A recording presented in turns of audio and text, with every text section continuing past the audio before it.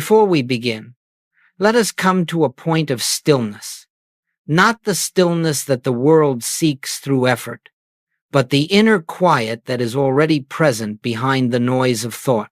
For in that stillness, we come face to face with the truth that consciousness alone is the substance and activity of all being, and it is from that standpoint that we may consider even the workings of the brain, not as a power, but as an instrument through which the infinite expresses itself. My friends, there is a great curiosity in our age about the relationship between spirituality and science. The world of material knowledge seeks to measure, to analyze, to understand through observation. And there is nothing wrong in that, provided we place it in its rightful order. For spiritual truth does not depend upon the discoveries of science. It does not wait for confirmation. Truth is self-evident to the one who has touched the inner presence. Yet, it is a wondrous thing to behold that as the centuries unfold, scientific inquiry begins to observe glimmers and shadows of what the mystics have known from the beginning, that consciousness is primary, and what we call the body, the mind, and the brain are but forms through which consciousness interprets itself. We will speak today of what happens in the brain when one ceases to live from the human I, the personality sense, and begins to live from the spiritual I am, the one infinite self. But let us hold one principle firmly before us. The brain does not give us consciousness. Consciousness gives us the brain. The brain is not the creator, it is the created. It is not the source. It is an avenue of expression. If, then, there are changes that appear in the brain, new patterns, new harmonies, new silences, they are not causes, they are effects. Effects of the realization that I and the Father are one, that the life which animates this being is not personal but divine. When we speak of I am, we are not speaking of the human sense of identity. We are not referring to the name, the body, the memory, or the history. We are speaking of the eternal presence that utters itself as I, the same I that functioned as Jesus Christ, the same I that revealed truth through Moses, Elijah, and the prophets, the same I that is alive at this moment as the center of your very being. It is this I that is God. It is this I that is consciousness. It is this I that is the only true self you have ever had. When this realization dawns, even faintly, the outer instrument, the mind, the emotions, the body, begins to reflect a new order. Fear diminishes, tension relaxes. The nervous system comes into harmony. And yes, the brain itself begins to function in a different rhythm, for it is now under the government of the spirit rather than the agitation of the personal self. But do not misunderstand. We are not seeking to change the brain. We are not engaged in psychology or physiology. We are not trying to awaken certain regions of the mind or suppress others. No, we seek only to know God aright. And in that knowing, the body inevitably reflects the peace of the soul. So let us set aside all desire to use truth for our benefit. Let us forget the wish to enhance our experience through spiritual knowledge. Let us simply abide in the recognition that the presence, which says I is the only life there is, the only intelligence functioning, the only power that acts, and if there is harmony in the body or mind as a result of this realization, it is because harmony was the truth from the beginning. In this time together, we will explore how the brain reflects this inner awakening, not because the brain is important in itself, but because it bears witness to the great spiritual truth that underlies all being, that reality is formed from within, outward, never from the outer to the inner, Let us proceed then, not as students of science, nor as seekers of mystical experience, but as those who rest in the simple awareness, I am, and that is enough. Let us again come to that inner place where the word I is heard, not the I that the world has trained us to defend, protect, and improve, but the I that simply is. If you listen quietly, without trying to make anything happen, you may feel that this I is not located within the body, not confined to the mind, not bound to the story of your years on earth. It is present, yet without boundary.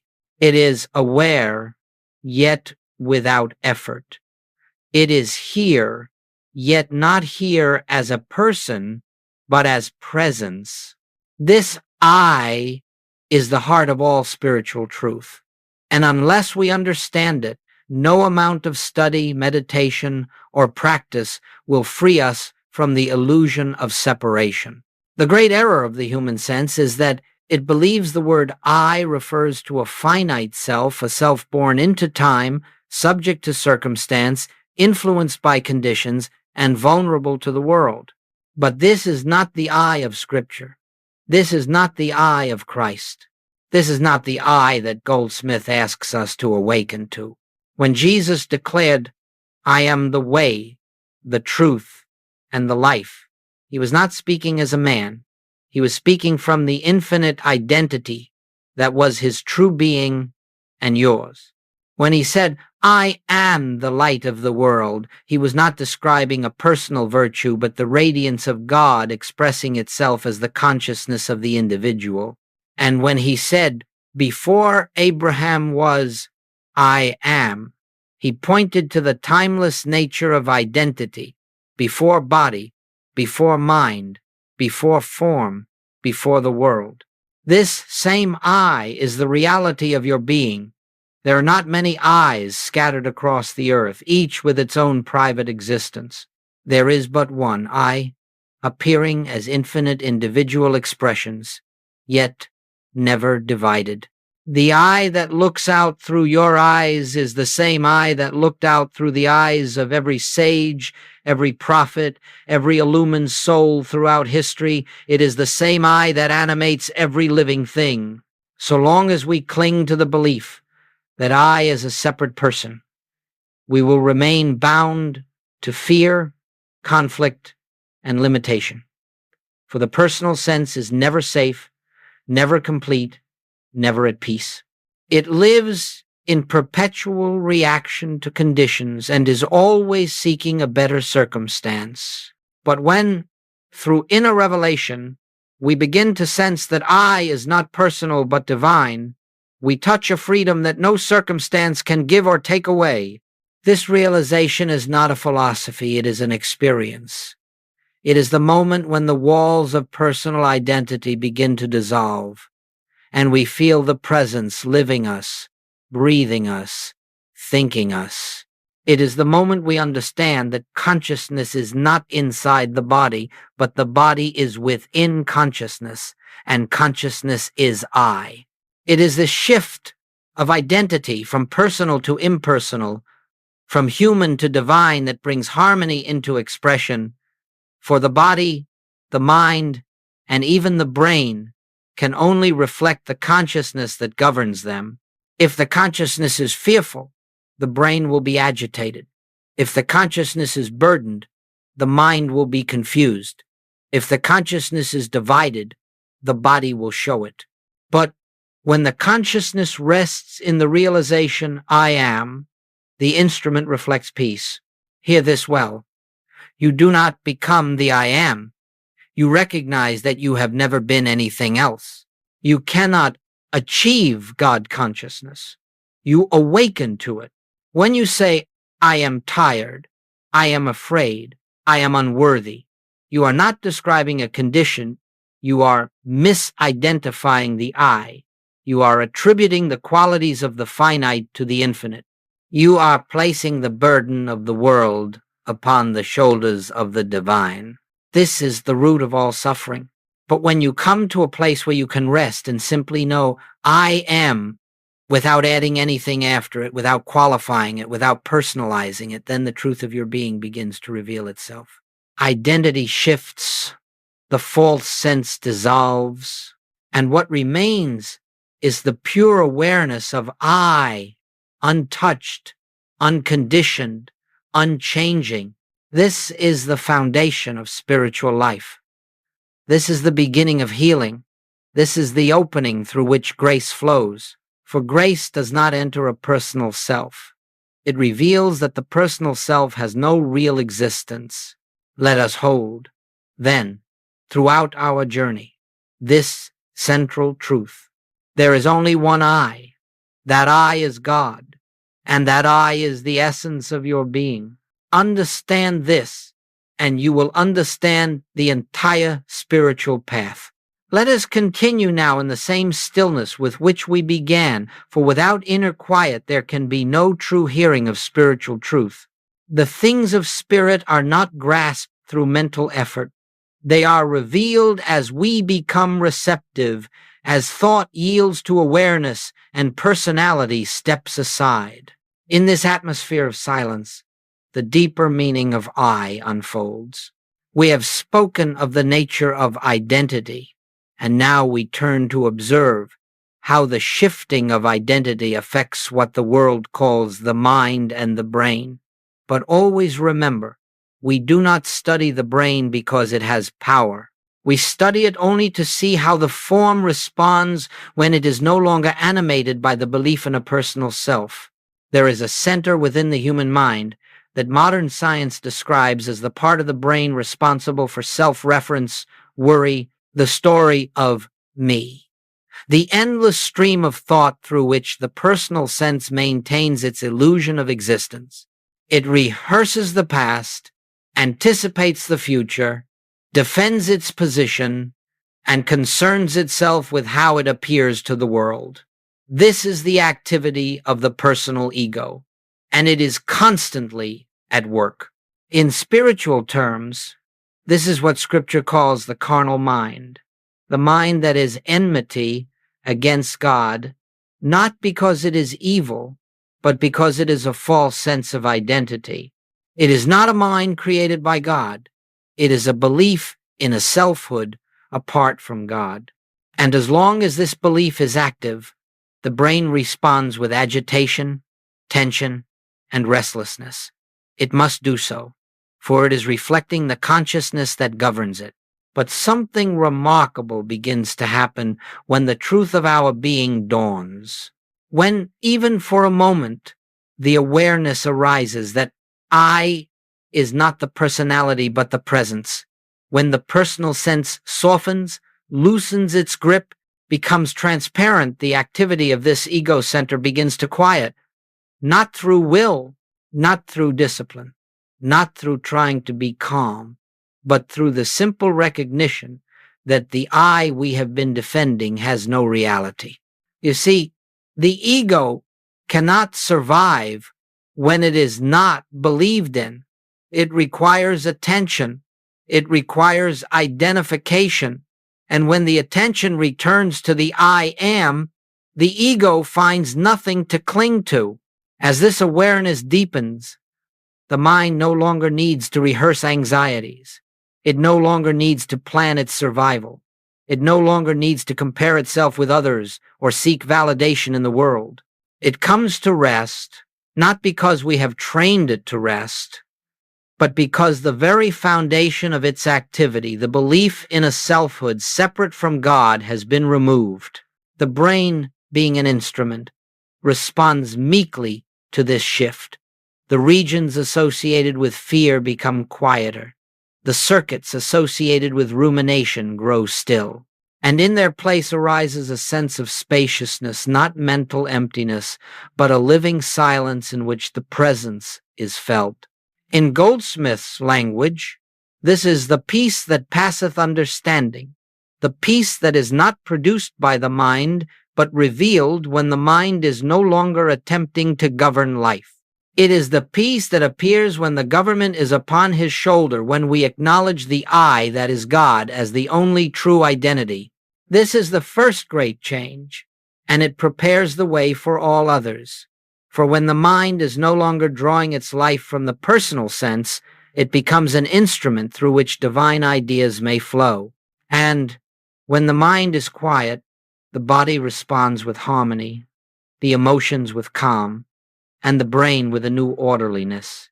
Let us remember, we do not seek to silence the mind. We seek only to know the truth of I.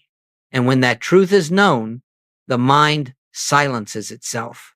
In this recognition, the noise of the ego begins to dissolve, and a new center emerges, the center that is not in the skull, but in the eternal I am. From that center flows peace, guidance, clarity, and a gentle assurance that we are not living life. Life is living us. Let us rest in that knowing for a moment. I am, and because I am, all is well. Let us continue gently, without rushing, for truth reveals itself only in an atmosphere of receptivity. The mind that seeks to understand with intellect will miss the depth of what is being offered. But the heart that is still, the awareness that is open, will hear what cannot be spoken in words. There is a point in our spiritual unfoldment where we begin to notice that the body itself reflects the state of consciousness we are living in, not because the body has power, nor because the body creates harmony or discord, but because it is an instrument through which consciousness reveals its condition. When fear is active, the body tightens. When worry governs, the breath becomes shallow. When the personal self is striving, the nervous system becomes strained. These are not causes but effects of believing oneself to be a separate finite entity. In the world of science, they speak of the sympathetic and parasympathetic nervous systems, of stress hormones and biological responses. They tell us that the body moves into fight or flight when the mind perceives threat. And all of this is true on the level of appearance, but it is not the truth of being. For behind these responses stands the false sense of self, the belief in an I that must protect itself from life.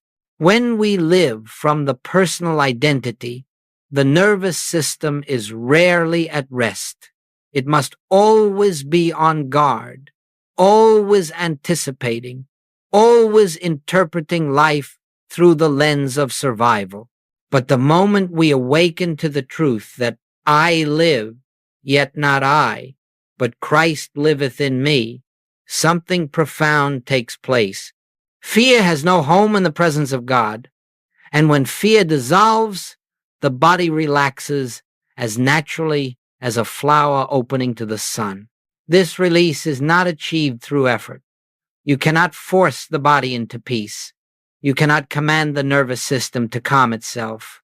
You cannot make the heart slow or the breath deepen through will. But when the realization dawns, the I that I have been trying to protect is not me, the entire being softens.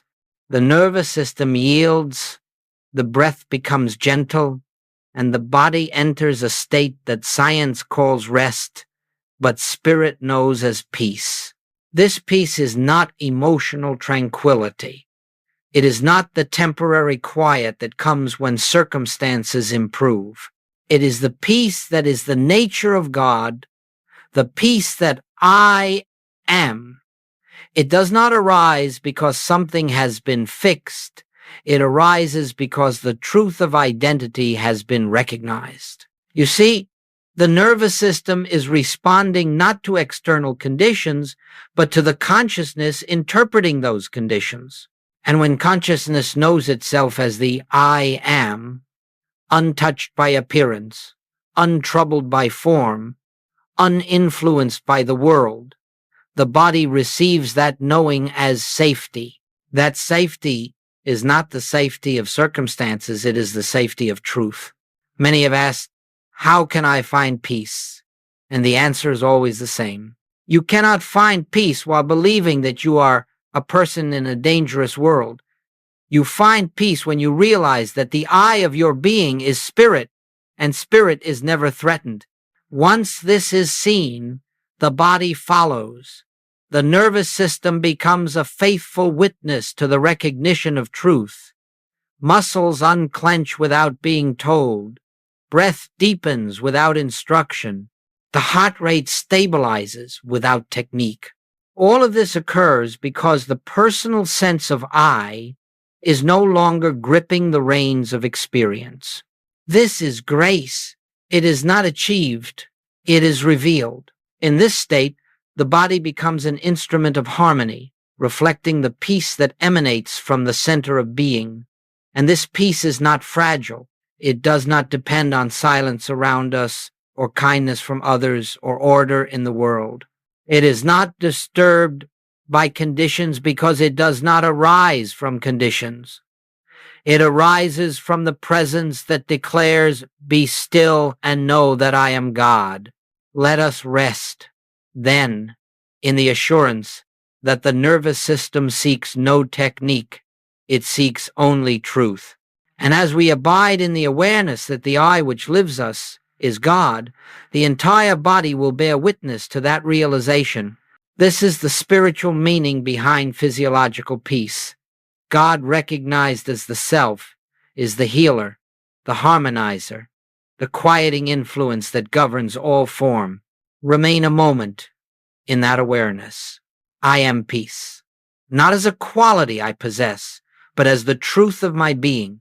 Let us continue now in the same stillness that has accompanied us from the beginning, for what we speak of in this section cannot be grasped by the mind that is accustomed to interpreting life through the five senses.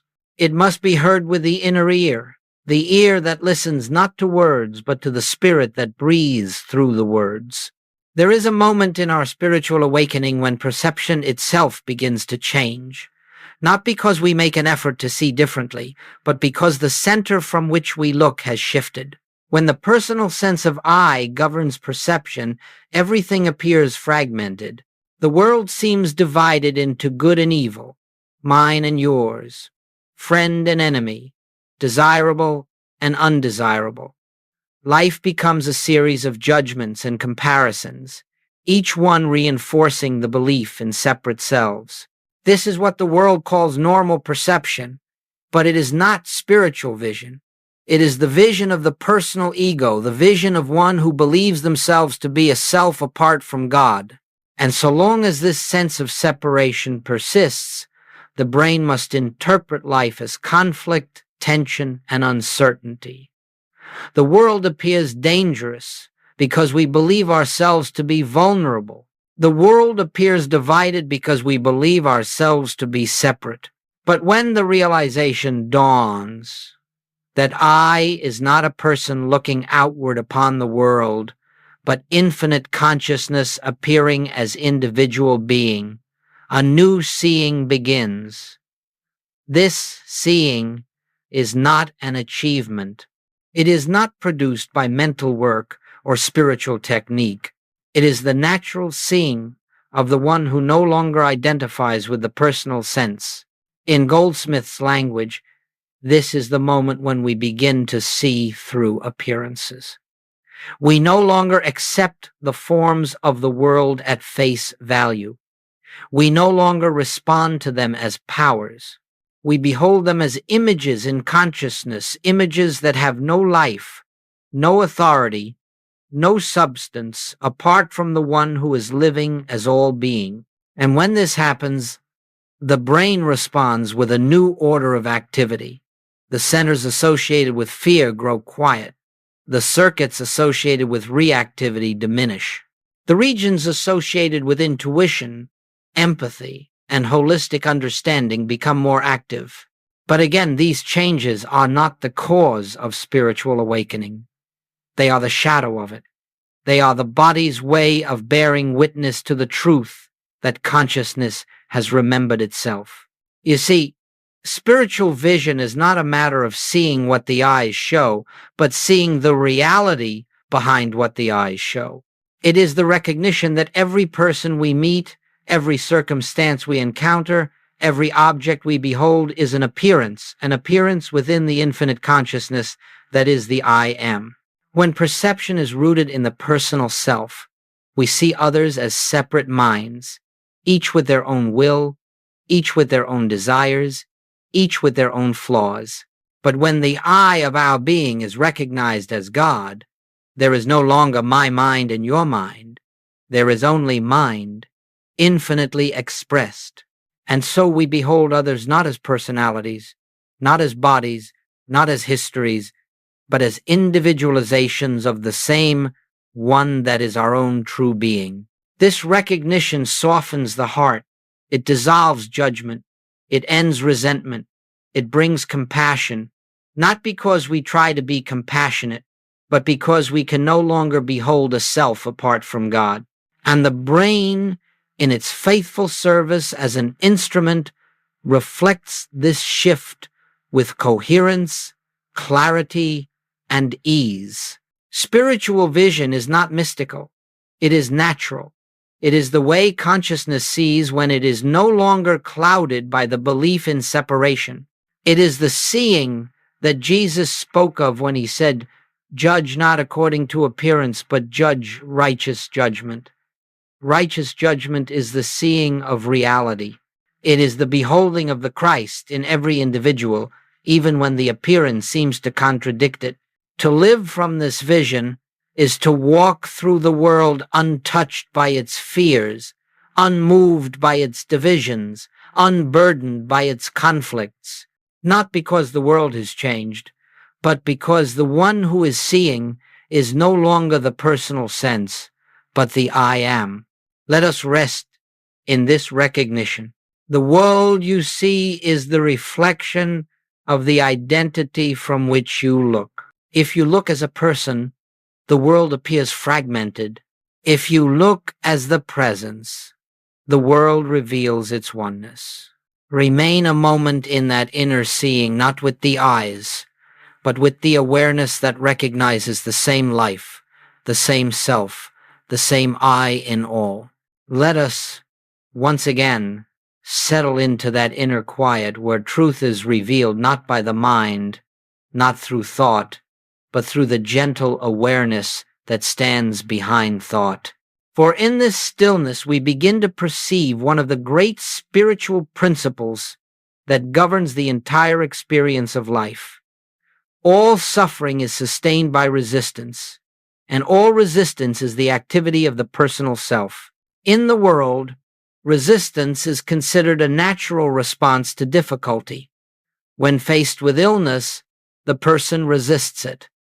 When faced with lack, they resist it. When faced with conflict, they resist it. Yet each act of resistance is born out of fear, and fear is born out of the belief that there exists something, some power, separate and apart from God. In the spiritual life, we learn that there are not two powers. There are not opposing forces battling for dominance. There is only one presence, one life, one infinite reality expressing itself as all being. The moment we recognize this, resistance becomes unnecessary. For what is there to resist when we know that God is the only presence and the only power? Now let us consider how this truth expresses itself in the body. When the personal sense of self believes it must fight against conditions, fight against illness, fight against circumstances, fight against the world, the body is flooded with the chemistry of fear, tension, stress hormones, the tightening of muscles, the quickening of breath. The body behaves as a creature besieged because the consciousness believes itself to be a creature besieged. This is the physiology of separation. But when identity shifts, when one rests in the awareness that the I of our being is infinite spirit, the entire mechanism of resistance begins to dissolve, not through effort, not through discipline, not through forcing the body into relaxation, but through a simple, direct knowing. There is nothing in this universe that can oppose the presence that I am. As this truth settles into consciousness, the body receives it as peace. The chemistry of fear is replaced with a chemistry of calm. The nervous system moves out of defense and into trust. The heart slows. The breath deepens. The muscles release. And the regions of the brain associated with alarm become still. These changes do not heal us. They reflect that healing has already taken place in consciousness. What is healing, after all, in the infinite way? It is not the adjusting of matter, nor the correcting of the body. It is the dissolving of the false identity that believed itself separate from God. When this belief dissolves, the body mirrors that freedom. This is why Goldsmit taught that the moment of healing is the moment of recognition, not the moment when the condition changes, but the moment when the truth of identity shines through, even briefly. The body may follow that recognition instantly or gradually, but the healing is already accomplished the instant the personal sense yields. Resistance cannot survive in the presence of I am. It simply melts away. And when resistance melts, what remains is harmony. Harmony in the mind, harmony in the emotions, harmony in the body. Not because harmony was created, but because it was revealed. Harmony is the natural state of being when we are not resisting the one that we are. Let us place this into simple terms. When you struggle, you affirm separation. When you resist, you energize the very condition you fear. When you fight, you strengthen the illusion, but when you rest in the awareness, I am, all false powers lose their seeming reality. This is not passivity. It is not resignation. It is recognition. It is standing still in the truth that the I of you is the governing principle of all form. And when consciousness stands still, the body stands still. When consciousness releases its grip, the body relaxes. And when consciousness recognizes its oneness with God, the body cannot help but reflect that oneness. So let us now rest in this quiet knowing. I do not need to resist anything. The presence that I am is the only activity, the only law, the only power operating in my experience. In that presence, all stress, all fear, all tension dissolves. Let that awareness settle into you not as a belief, not as an affirmation, but as a simple recognition of what has always been true. Let us continue now in the same atmosphere of calm receptivity, for it is only in such an atmosphere that the deeper currents of spirit can be felt. The mind that is busy, the mind that seeks, the mind that strives, cannot receive inspiration, for inspiration does not come through thought, but through the silence behind thought. And it is this silence, this inner yielding, that allows the infinite to express itself as guidance, intuition, and spiritual direction. In our human sense of life, we have been conditioned to believe that we must figure everything out through mental effort. We plan, we calculate, we analyze, we worry, we compare, we try to foresee every outcome. And all the while, we assume that our personal understanding is the source of our decisions. But my friends, the personal self has no true guidance to offer. It knows only the past, the accumulated impressions of memory, the limited reasoning of the finite mind.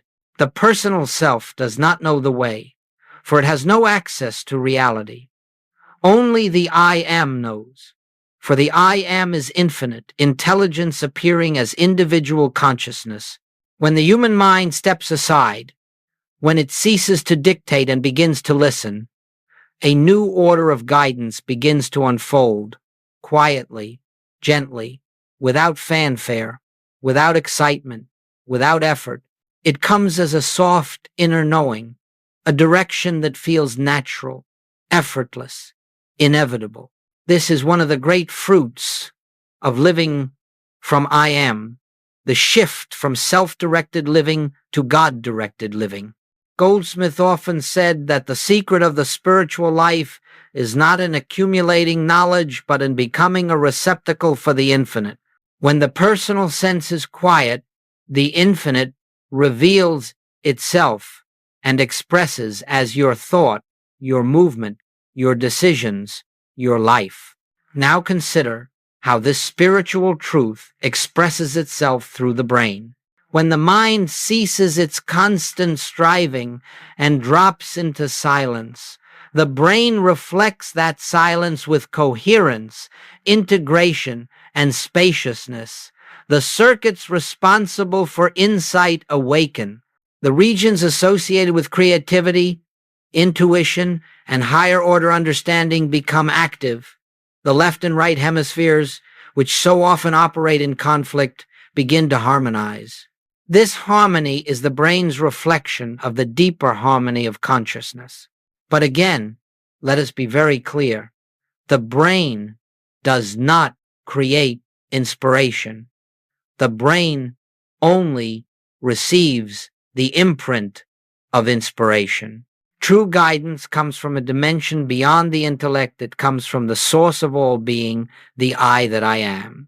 In this recognition, we begin to understand why striving blocks inspiration. The personal sense tries to govern the mind, and in doing so, it creates noise.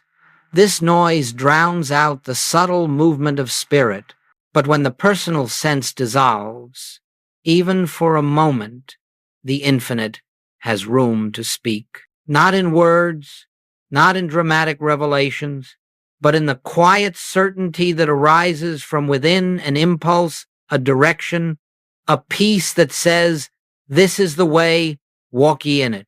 This is how the great works are accomplished, not through human effort, but through divine impulse. When you live from the center of I am, your decisions are not forced, they unfold.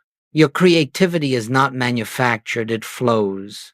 Your insight is not produced, it appears, and your life begins to feel guided, supported, carried by something far wiser than the finite mind. This is why Goldsmith taught the practice of inner listening.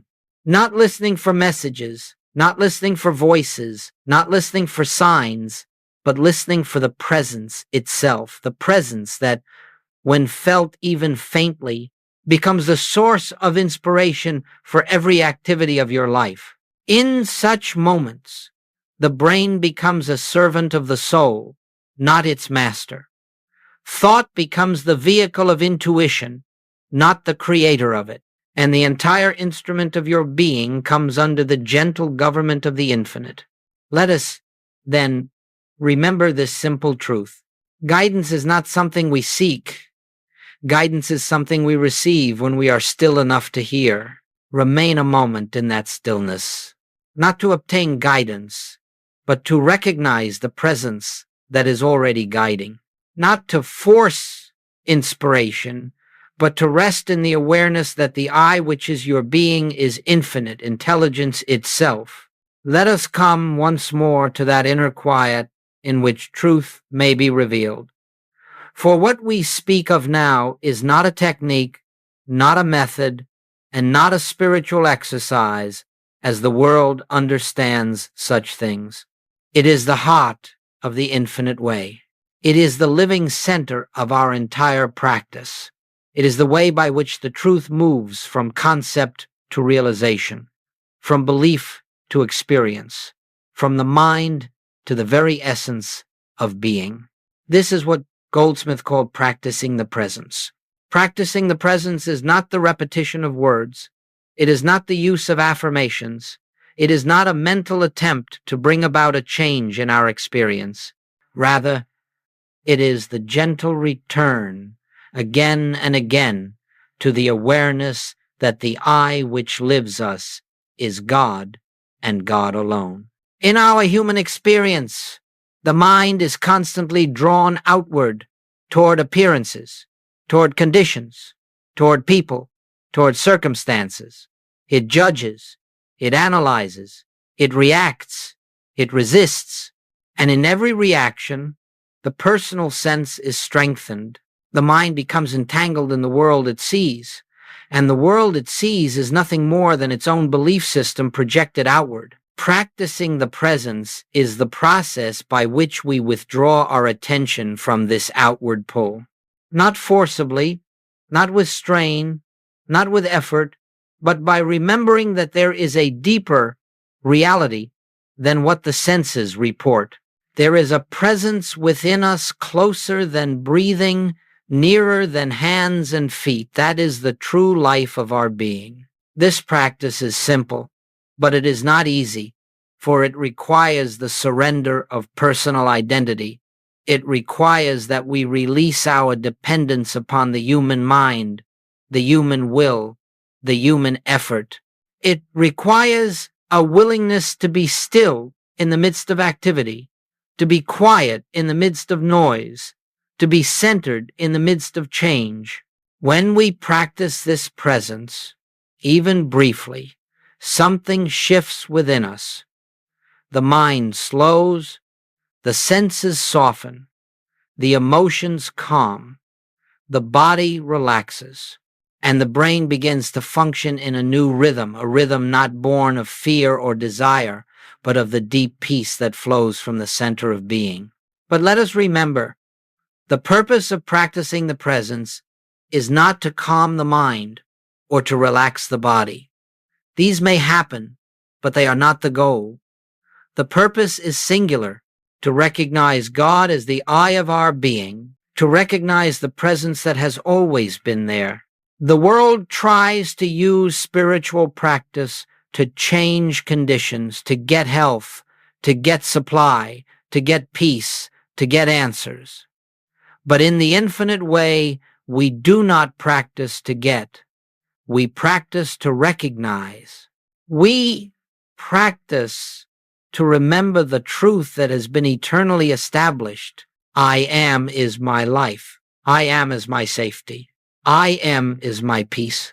I am is the source of every good.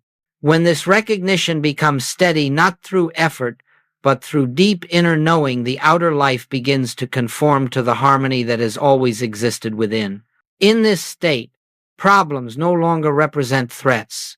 They become shadows without substance.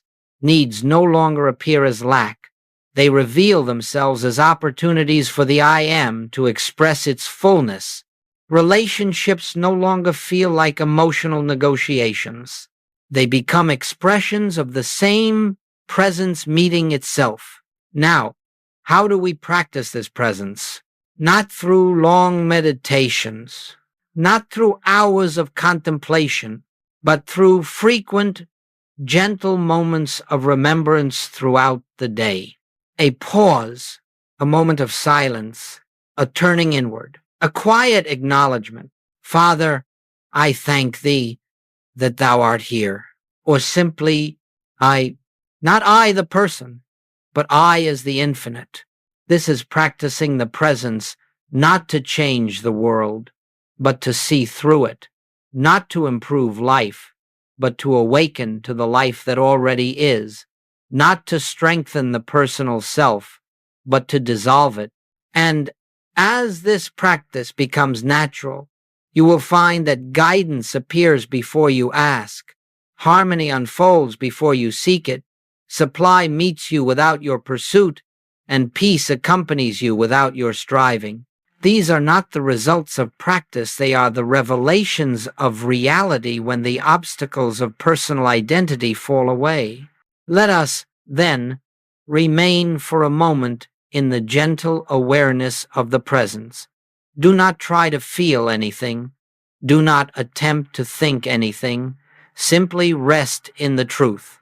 I am, and that is enough. As we come to the close of this journey together, let us not think of it as an ending, for nothing in spirit ends. What we have shared is not something to be remembered intellectually, not something to be stored in memory or repeated as words. It is something to be recognized again and again until it becomes the atmosphere in which you live, move, and have your being. The entire purpose of these teachings and of this time we have spent together is to bring you to one simple awareness. The I that you are is the presence of God, not someday, not when you have perfected yourself, not when outer conditions change, but now, right here, in this breath, in this awareness. If you have felt even a moment of peace during this time, that peace was not given to you by words. It was not generated by thought. It was not created by teaching. It was the nature of your own being revealed when the mind grew quiet. If you experienced a softening in the body, a release of tension, a sense of spaciousness within, this was the body bearing witness to the truth that the personal sense had loosened its grip even briefly. The nervous system responded to reality. The brain reflected the nature of spirit. The body, as always, followed consciousness. If you sensed clarity or insight or a deep gentleness, these were not gifts from outside you. They were the natural expression of the I am as your very awareness. And so, as we complete this teaching, let us not leave it behind. Let us not return to the belief that life must be met as a person, struggling, planning, resisting, fearing. Return instead to the simple truth that has been quietly revealed throughout every section. There is only one I, the infinite I, the divine I, the I am, and that I is your identity. Everything in your experience will change when this becomes more than an idea, when it becomes a lived recognition, not all at once, not through force, but gently, progressively, in the rhythm of grace. There will still be moments when the mind forgets, when fear arises, when the personal sense reasserts itself. This is not failure. This is the human appearance dissolving a little at a time. In those moments, do not struggle. Do not criticize yourself. Do not try to get back to the presence. Simply pause, become still, and remember, I have never left the presence. The presence has never left me. The I of me and the Father are one. And in that remembrance, whether it takes a second or a minute or an hour, the truth will reassert itself, and you will feel the gentle return to the center.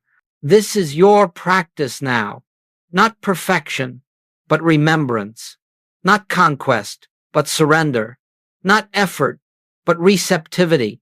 Let the presence live you. Let the presence move you. Let the presence be your seeing, your hearing, your speaking, your doing, for in truth, it already is.